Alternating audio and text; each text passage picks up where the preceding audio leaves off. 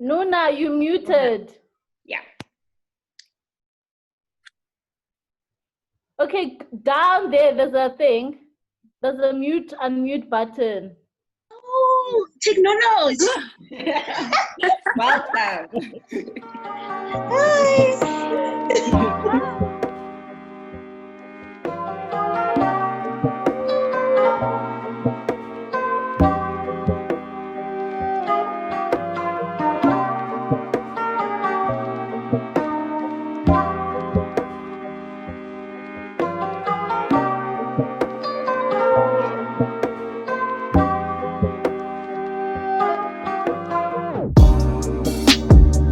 These are conversations with my sisters. Hi, ladies. Thank you so much for giving us your time and joining our little initiative, the first of a few, hopefully. So I'm going to give everybody a chance to introduce themselves. I just wanted to introduce what the initiative is. So it is Conversations with My Sisters. And basically, it's an initiative that aims to create a space where women are at the forefront of the change they want to see in society.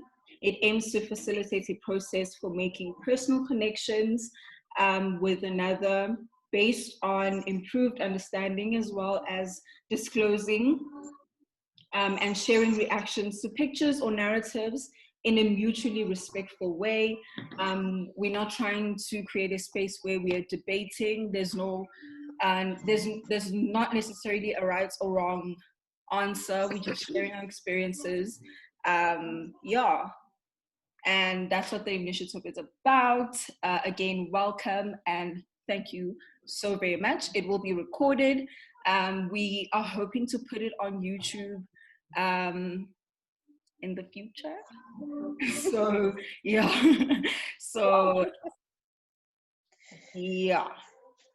Okay, so I'm gonna go first and introduce myself. My name is Notile Butelezi. I'm 26 years old. My pronouns are her, she. I identify as a cisgender female. Fun. My name is Ayanda Ntombini. I am also 26 years of age and my pronouns are her, she. And I think a fun fact about me is I'm low-key funny. You'll get to see my funny side pretty. Next. Sorry. Don't Who's jump next? all at once. Okay, I'll go. Thank you. Woo! Okay. Hello. Hi. Okay. My name is Ngusha Mwepe, and I'm also 26. And yeah, a fun fact about me. What? I have a bubbly personality, and yeah, I guess that's about it. Hopefully more about me will unfold as this journey continues. Yeah. Thank you. Okay, can I go? I'll go. Okay, cool. Best one for last. Go ahead. Hey guys. Hello. My name is Mujabeng Majara. I'm 26 years old, based in Pretoria. And fun fact about me is that people mistaken me for being Chinese because they just feel like my name is like JJ, like there's two Mujabeng Majara, like it don't make sense. But yeah, they always ask me where I come from and all of that. So I feel you. yeah. But Awesome. glad to meet everybody. Okay, my turn. Yeah. Go girl. Okay. My name is Lishonolo Kunene. I'm also 26. I see everyone is 26, so we are like in the same age group. Perfect. um, I can't think of a fun fact about me, but I have a very crazy sense of humor. And yeah, sometimes I can be a bit sarcastic, even though it's not necessary. I feel like I sometimes don't have control over it. So that's like a fun fact about me right now. And yeah, hopefully we'll learn from each other and I don't know, learn all the great things about each other as well. So yeah, that's it from me. Thank you so much, ladies. So we can start. Ayanda is going to take us through with the topic. Okay, so our topic today is toxic femininity a thing? So that's basically what we're going to be looking at. So just not to even mumble and rumble, I'm going to read just a little short thing that will give us, a way forward with our topic today. Okay, so Devon Price, a self-referenced non-binary social psychologist and writer, places the origin of toxic femininity in our strict adherence to gender binary, focusing on the harm done by men and the insecurities harbored by men, ignores the broader systematic nature of the beast. The problem was just never masculinity, it was and is inflexible gender roles for men and women alike. To Price, toxic femininity exists and is just as pernicious as toxic masculinity in how it affects all people, regardless of gender. So that's the little piece that I just wanted, to read for you guys as we do a leeway on this topic. Just a few things also. I think this topic is a very controversial, I think, topic in the feminism world, there's a lot of debates going on whether it's a thing, whether it's not a thing. So we're not going to be debating. We're just going to have a discussion. There's no wrong or right answer. We're not going to look at anyone different after this. Some of us might have very strong views about this, but we're not going to judge each other because, like I said, this is a space for all of us to just, get into conversations, and regardless of how uncomfortable those conversations are, we still need to have them. So, yeah. So, Snotila, maybe you might introduce you. So I thought we could begin by defining it, because I feel like some people have other definitions that they might want to bring forth, and just your general understanding of it. So yeah. I could say, like, personally, it's not like a lengthy description or definition, but I feel like toxic femininity is like raising of women, like putting them on this pedestal while we stamp on men and lowering men, if I could put it that way. It's like their rights are not as important as ours, and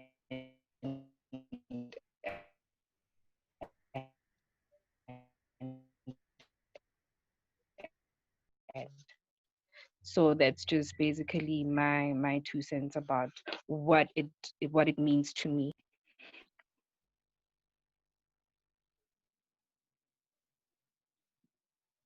I don't know what's happening. I think it's her network. Do you want to go next? No. Okay, I'll go next, ne? Like, Just Okay.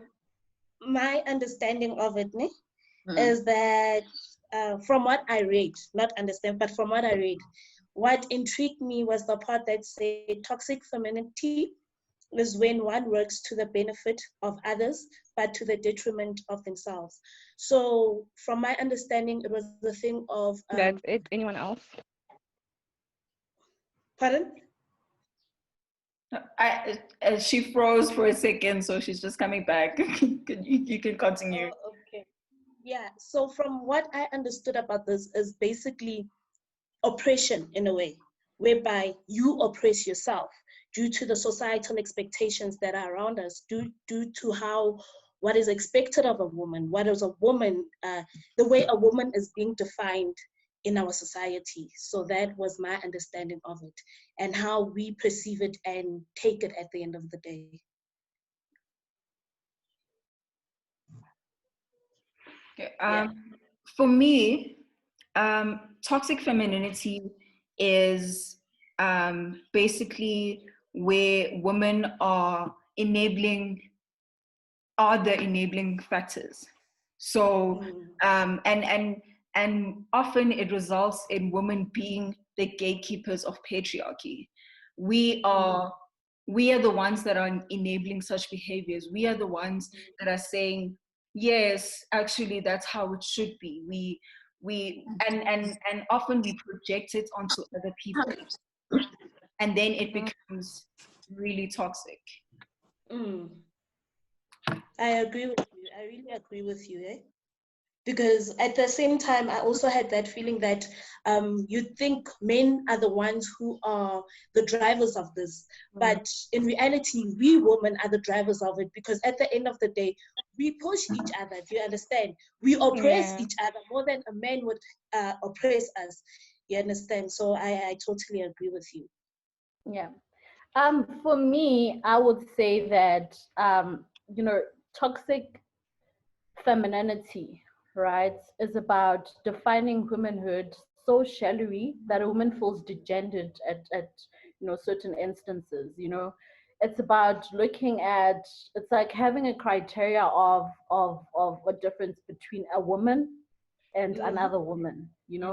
It's those differences. It's women causing destruction, putting other women down, because they are women. It's generally just that toxicity that exists between us as women, that exists because we are women. We, like someone said something about putting a man down and treating men a certain way just because I'm a woman. So I think that's my definition of it. But I think also it stems out from our upbringing and the society as well, because they have like influence as to how we as females or like as human beings reacts to certain things in life. And as you grow and try to understand everything, and like Lefanola said, it's just everyone is saying we're trying to bring people down, but we're not actually realizing that in that process we are also being toxic human beings, just because we say we are females. Or basically that it's about you bringing somebody down, but you're not realizing. You think you're doing good, but you're actually being toxic, trying to resolve something that needs both people or both parties to actually engage and understand why certain people are acting the same way, like basically trying to understand the situation from both sides and not only being one-sided. So I think also it's like you said, right? I think when you're speaking about that, I'm getting a sense of that whole internal misogyny, that internal hate for other women that we've sort of over time internalized. It's just like saying that I feel like it's also that internal misogyny. I said you that can we have. continue. I think my network is a bit bad. Okay. It's quite bad. It is. They're just lagging behind. Yeah, my network is terrible.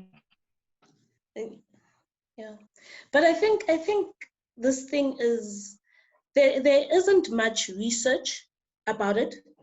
There isn't much knowledge around it, but I think we live it every day. We live through it every day. I can make an example. Since the lockdown, so before lockdown, I was a gym fanatic. I had joined the gym life.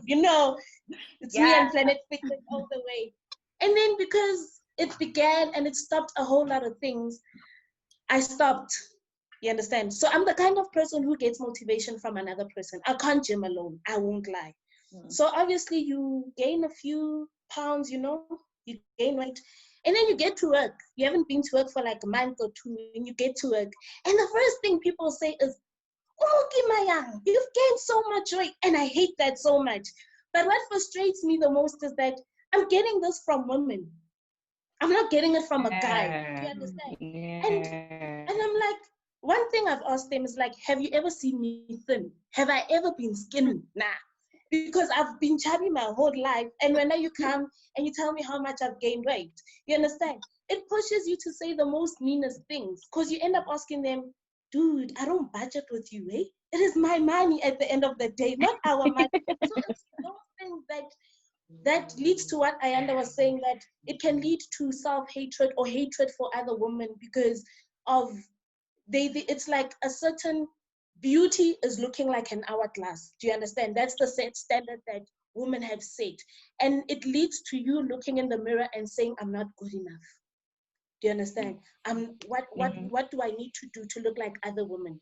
You understand? I can't, we are not gifted the same. There are women who are good when it comes to makeup. They are artists, like they are proper artists. But then you get us, mascara, lipstick, eyeliner, you done. That is your makeup, literally. But we judge each other to the extent that we end up belittling each other. We make each other seem like we are worthless. I think that's where the toxicness comes in. We don't value each other as women. We don't value each other for our differences, but instead we judge each other and try to make what we see as perfect and try to impose it on other people.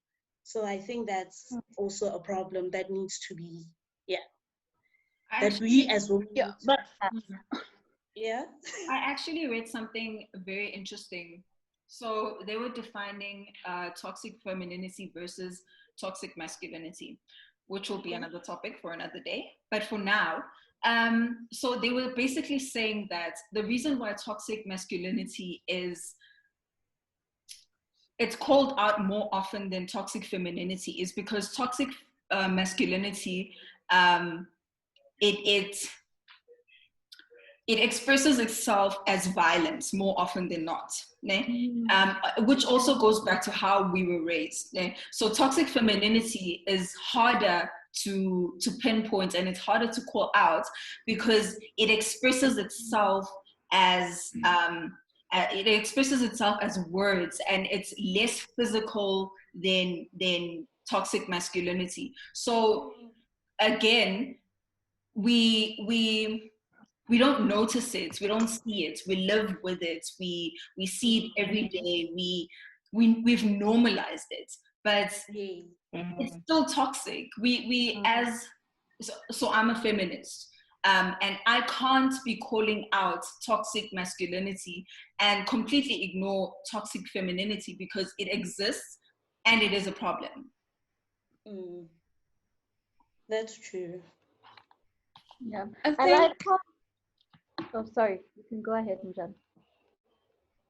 No, I was saying, going back to what was said earlier about we as females saying like hurtful words to other people.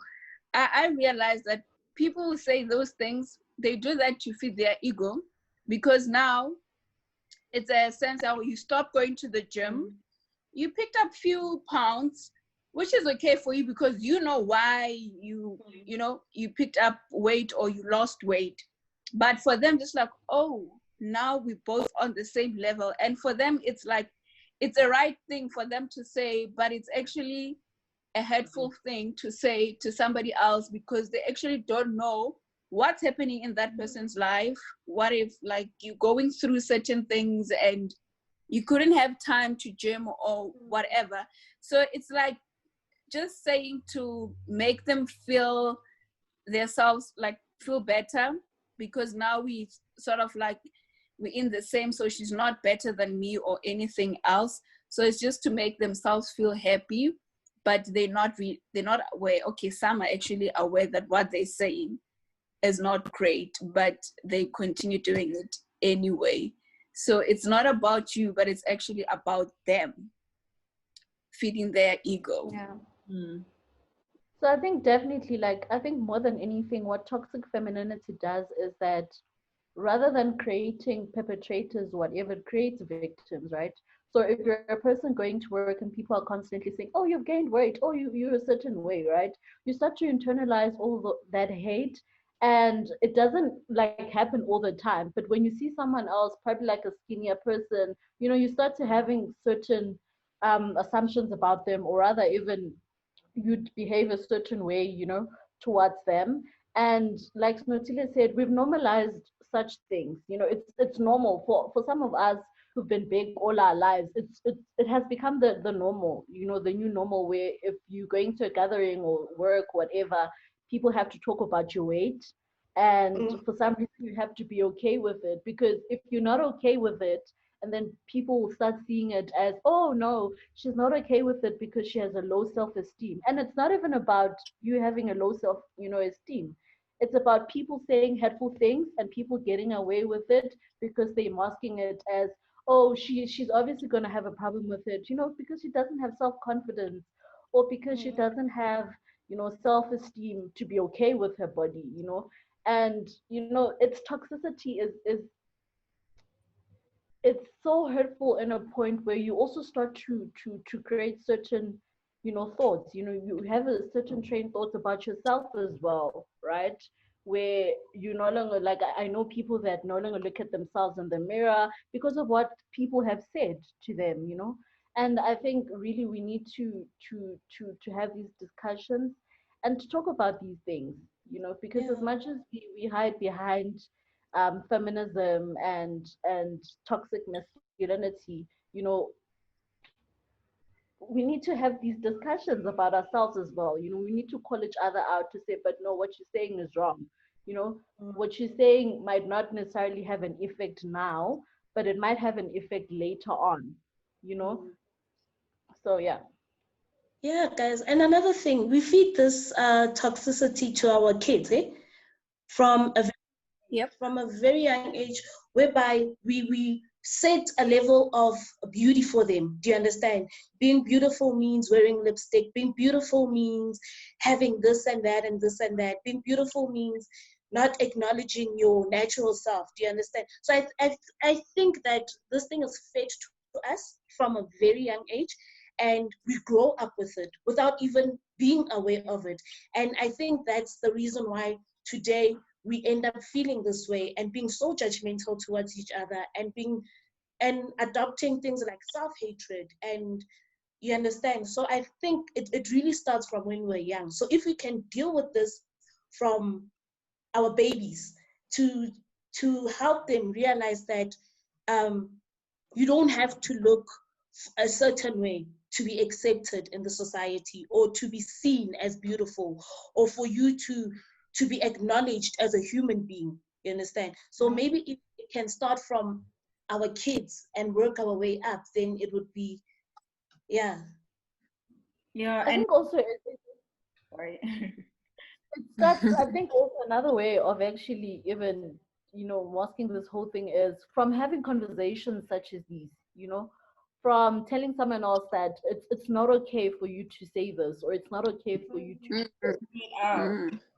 other out, and not even being afraid that, oh, I'm going to lose a friend just because I'm calling you out. I think nowadays we're also dealing with a lot of things where even through social media, memes that are being created, we laugh, we laugh, but sometimes when you're alone and you're starting to self-introspect as well, you're just like, hey, but that wasn't really funny, but I laughed.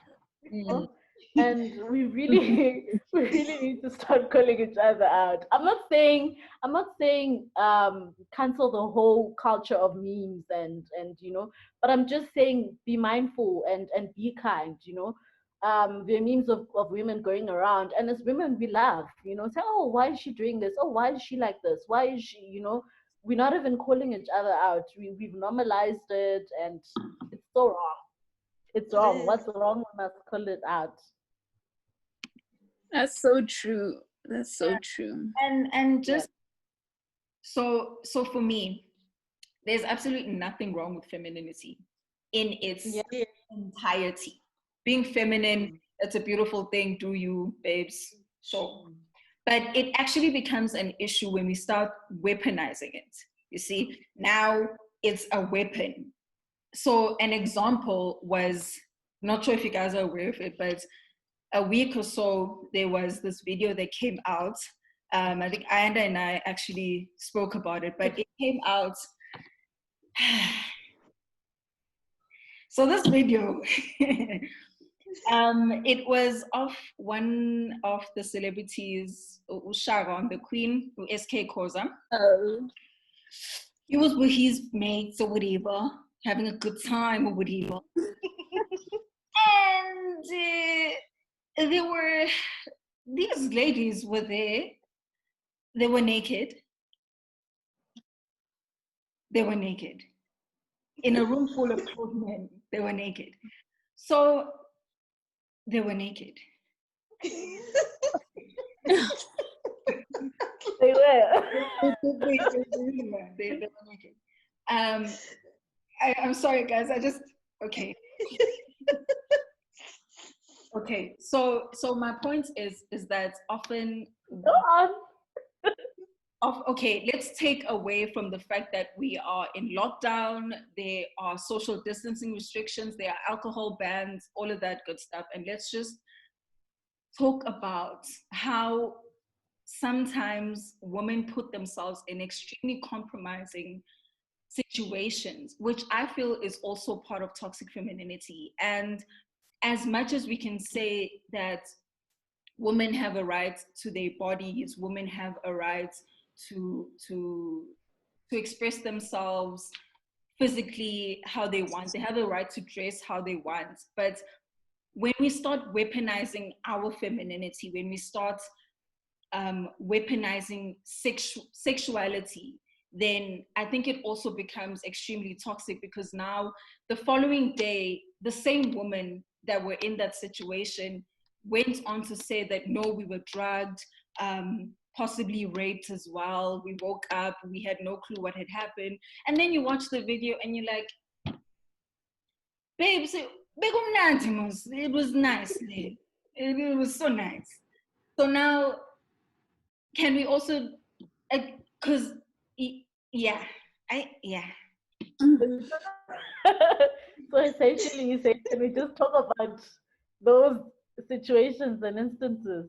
Yeah, because also, can I also read an insert which I thought was mind-blowing, because also, again, I am pro-woman and I'm pro-expression. So this article is by Liesl Seyman, and it's titled Toxic Femininity, the Yin to Toxic Masculinity's Yang. So it then talks about sexual manipulation. It says, women have been abusing their sexual power to manipulate men to get what they want for probably as long as mankind has existed. Not saying that women are not allowed to dress up and make up and look their best, but it is done to acquire financial or professional gain or other gains. Then it is most definitely sexual manipulation. So again, like, we use our bodies to entice men so that we can gain something from it. And it becomes tricky now, because we're trying to say, like pro expression and pro whatever. But then when do we draw the line to say that, babes, but now you're sending other signals, and then you want to cry when it doesn't entice the one that you wanted to entice and entices everybody else. And then the lines become extremely blurry. And that's where we start weaponizing femininity, and it becomes toxic.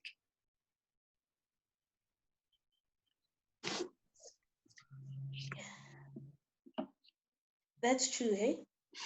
I think as women, another thing that, relating to what you're saying, we have, I don't know a proper word for it, but we have a victim mentality.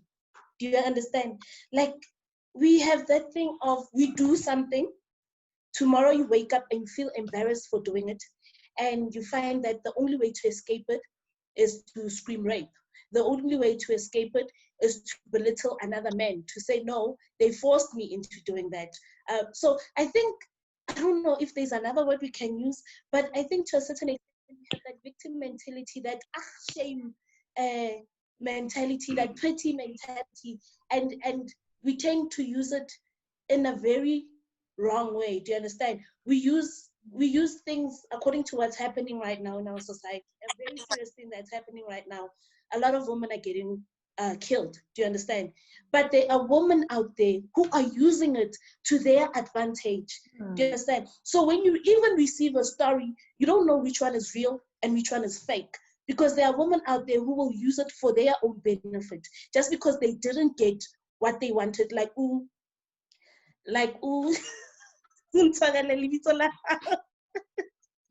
Snotile. Yes. Like Snotile just said right now, just because you didn't entice the one that you wanted to entice, now it's like finding an escape route at the end of the day. Uguti, the only way to escape this is to say that, no, we were drugged. Do you understand? I mean, when it goes out there, what picture is it giving people? You understand? We are belittling these people, that also these are the kind of men that they are. Now you start looking at them as, you don't see him as that guy that you see on TV or that guy that you always follow on Instagram, but you start seeing them as a monster. Then you ask yourself, is it fair now?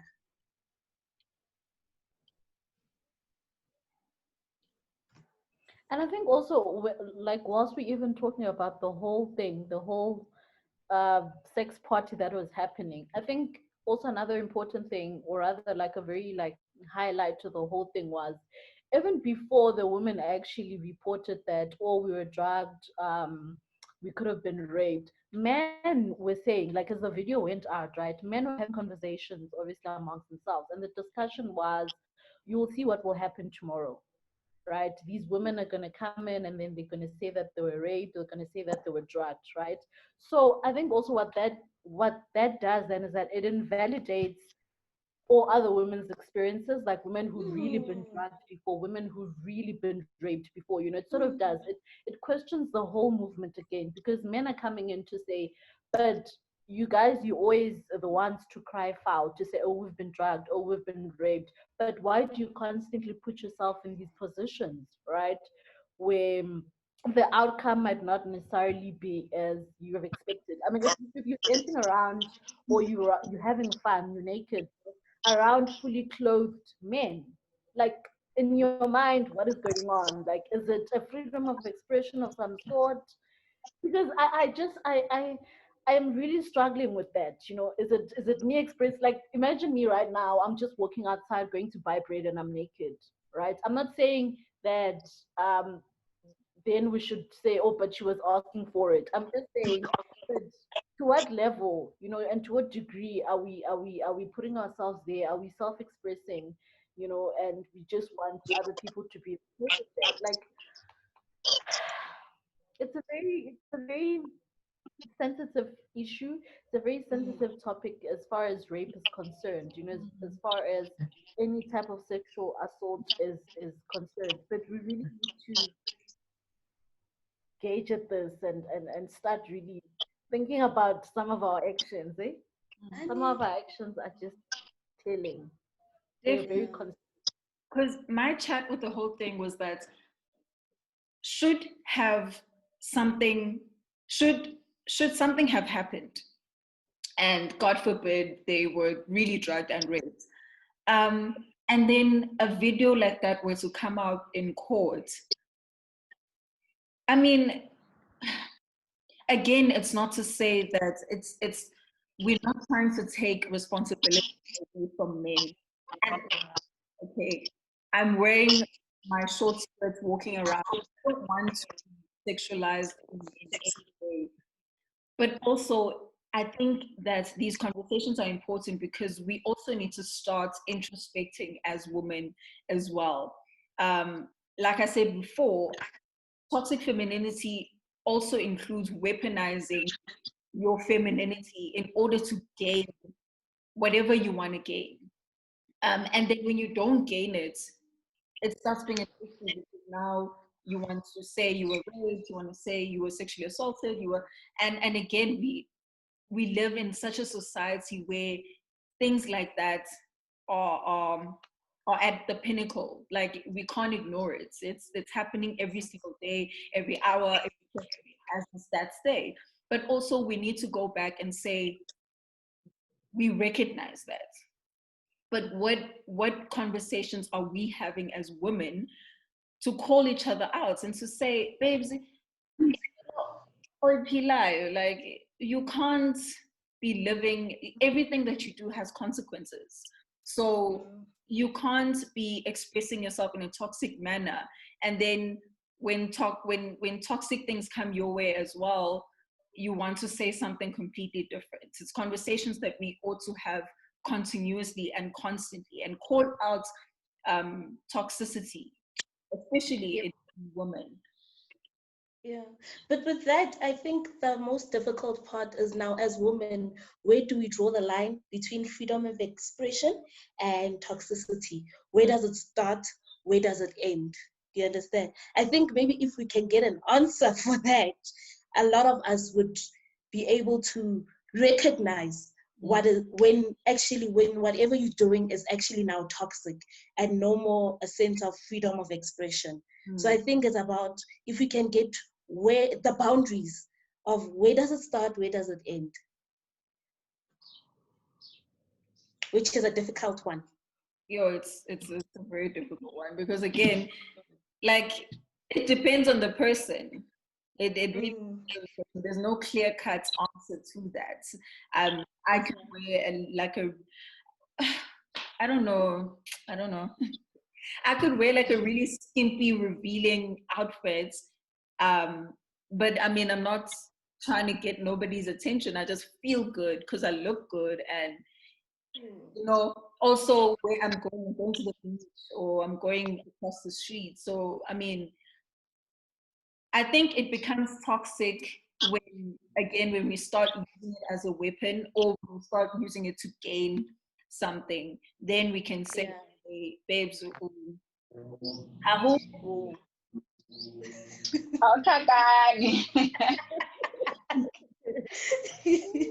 I think also, like, I think maybe a big part, or maybe a big part of the movement, right? I think we just need to sort of go back to the drawing board and start from, like, defining feminism, right?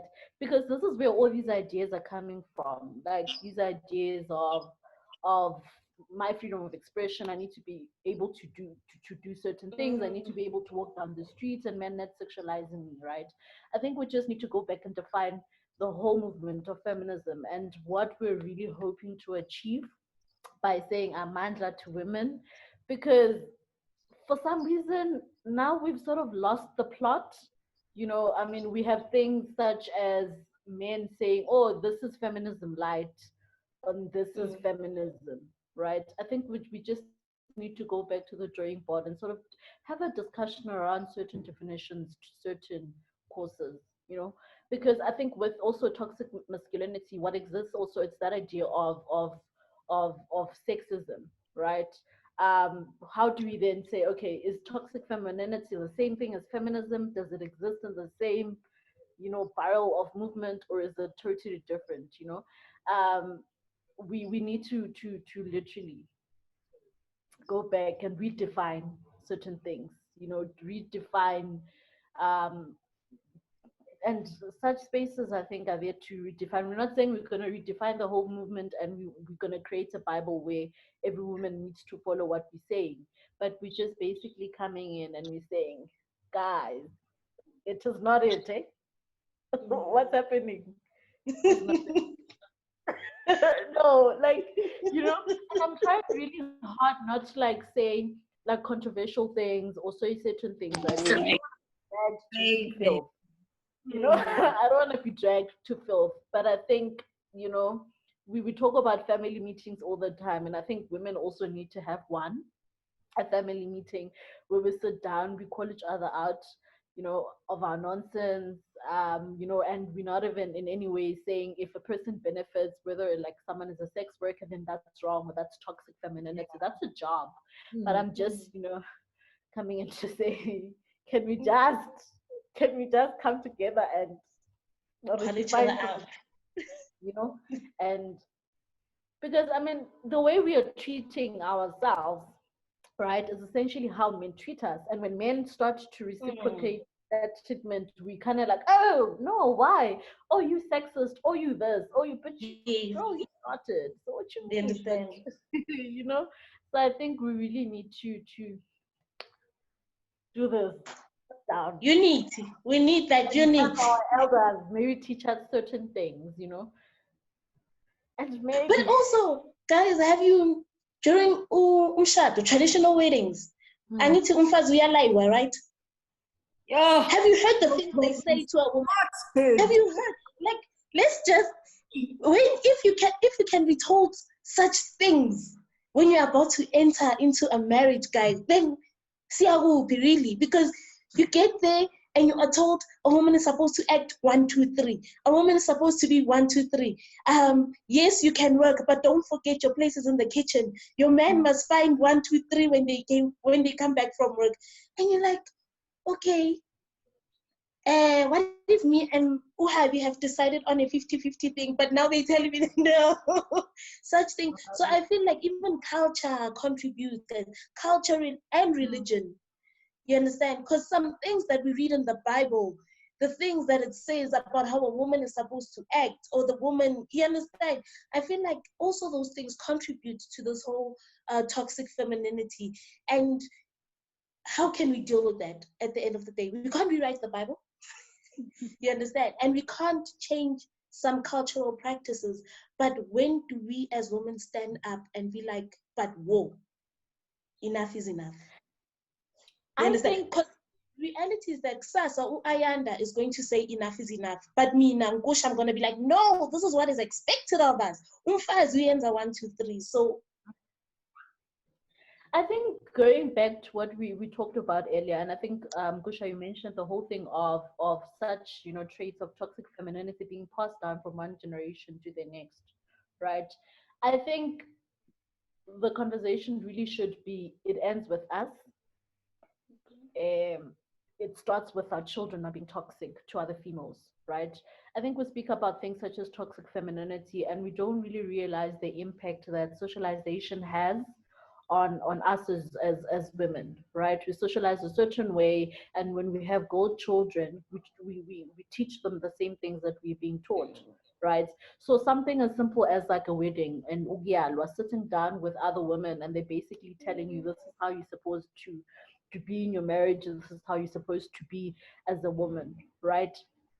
We really don't realize that so much of that is being done is basically women seeking some type of male approval, you know, because as gatekeepers of patriarchy, and as that mother in a family who's the gatekeeper of patriarchy, why are you doing it, or why are you saying certain things, right?